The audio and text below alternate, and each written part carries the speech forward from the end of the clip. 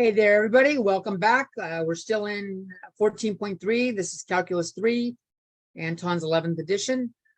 Here we're working on switching single to multiple integrals in polar.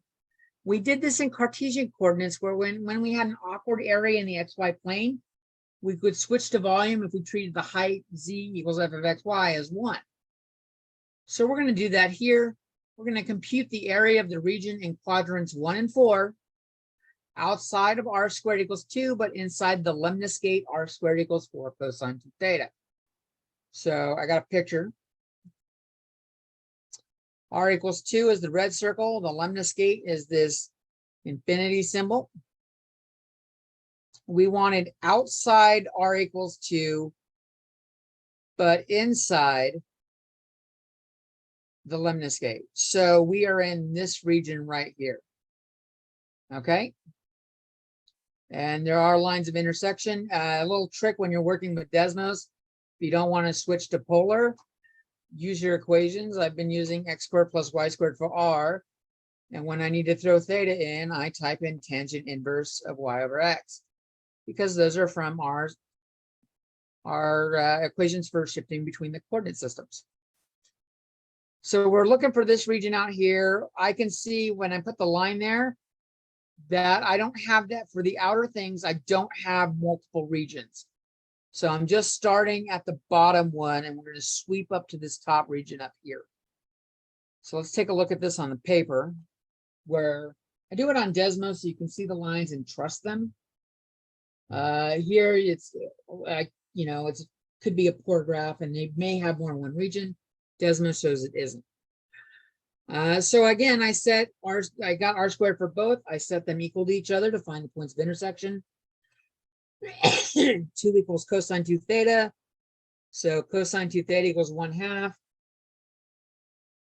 This tells me, in case you've forgotten some of your trig, this tells me 2 theta equals negative pi over 3 or pi over 3. And then I just multiply by 1/2 on both sides.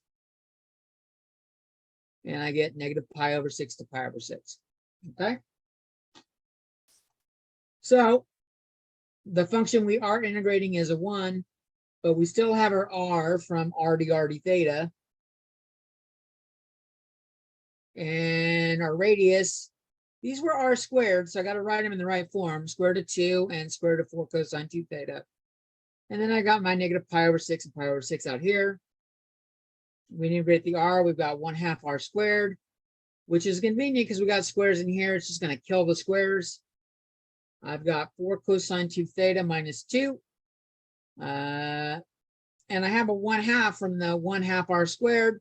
So I went ahead and simplified this down to 2 cosine 2 theta minus 1 for integrating. 2 cosine 2 theta turns to sine 2 theta. So we got sine of 2 theta minus theta.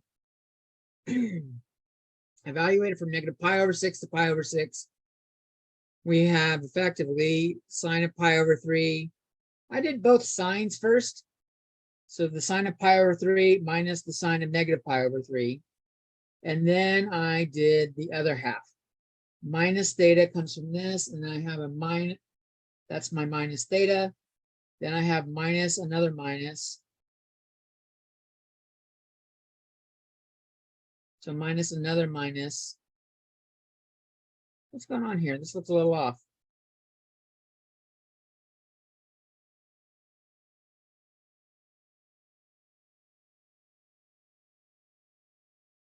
Maybe I did this wrong. Let's take a look.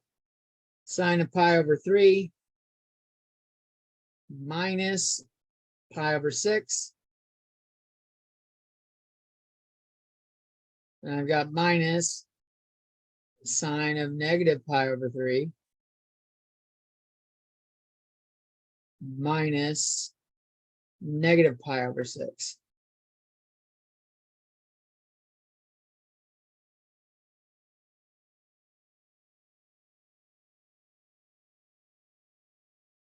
So I got minus pi over 6.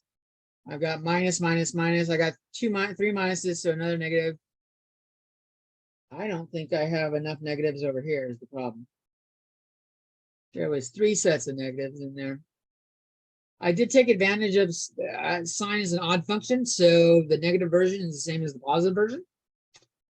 And so sine of pi over 3 is root 3 over 2.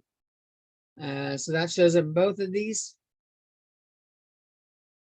So I got root 3 over 2 plus root 3 over 2 minus these two. We got root 3 minus pi over 3. If you don't believe me about this, sine of negative pi over 3 is negative root 3 over 2.